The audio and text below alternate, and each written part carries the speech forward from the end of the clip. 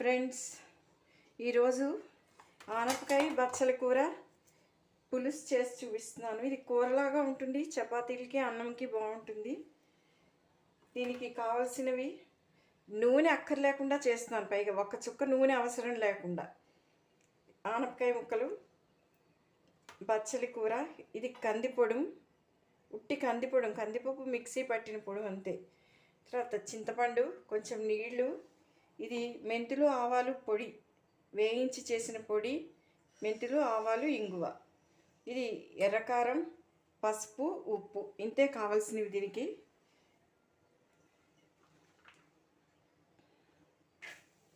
చూడండి,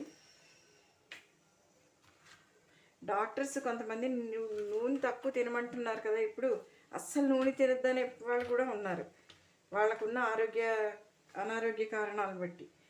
మామూలుగా ఆరోగ్యంగా ఉన్న వాళ్ళు కూడా నూనె తక్కువ తింటే ఎప్పుడైనా నూనె వస్తువులు తిన్నా ఏం ప్రాబ్లం ఉండదు. ఒకసారి ఎక్కువ అయ్యే పూరీలో లేకపోతే వడలో అలాంటివి తిన్నా ఏం అనిపించదు. చూడండి, ఆనపకాయ వేసి నీళ్ళు పోస్తున్నాను. నీళ్ళు పోసి హైలో పెడుతున్నాను. దీనికి తగిన సాల్ట్ వేసి ఉడికిస్తున్నా. దీనికి తగిన సాల్ట్, కొంచెం పసుపు, ఎక్కువ వాడతాను, వేసి మూత పెట్టేయాలి. ఫ్రెండ్స్, ఇప్పుడు ఇది ఉడికిందేమో చూద్దాం.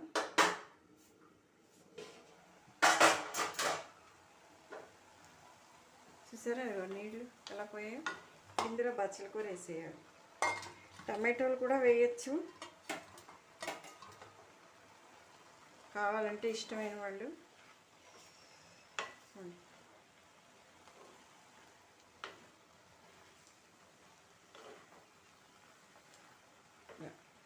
ఇది వేసాక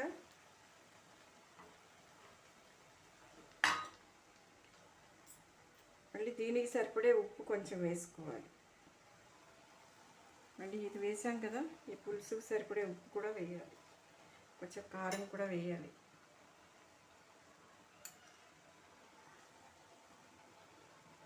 అలాగే ఆవాలు మెంతులు పొడి కూడా వేయాలి, 2 స్పూన్లు వేస్తే చాలు.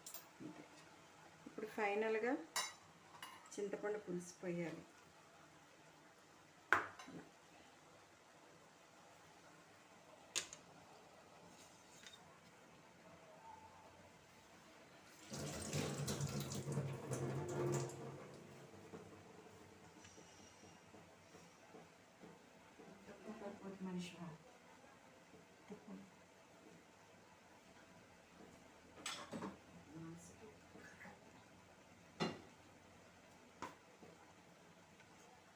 ఫ్రెండ్స్, ఇప్పుడు ఈ కందిపప్పు ఇలా వేస్తే కొంచెం ఇది గడ్డ కడుతుంది, అందుకని చెప్పి దీన్ని ఇలా కలుపుకోవాలి. కలుపుకొని వేస్తే చాలా మెత్తగా ఉంటుంది కదా, అందుకని దీన్ని కొంచెం ఇలా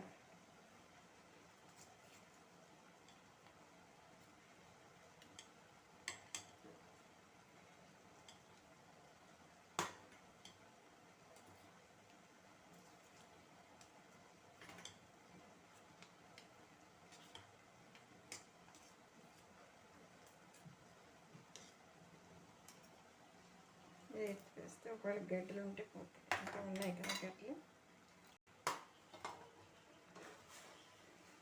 స్టవ్ సిమ్ చేయాలి. స్టవ్ సిమ్ చేసి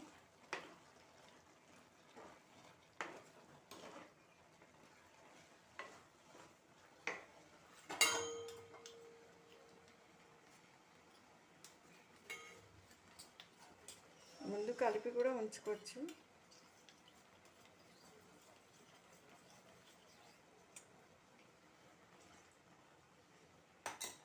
చాలు. ఇప్పుడు గ్రేవీ కూరలా వస్తుంది, చూసారా.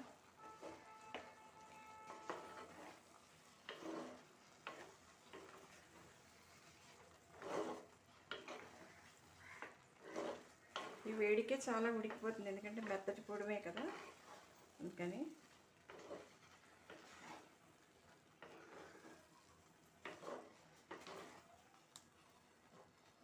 అయిపోయింది. అలా ఉడుకుతుంది చూసారా, అలా ఉడుకుతుందంటే చప్పుడు అవుతుందండి, ఆపేయచ్చు.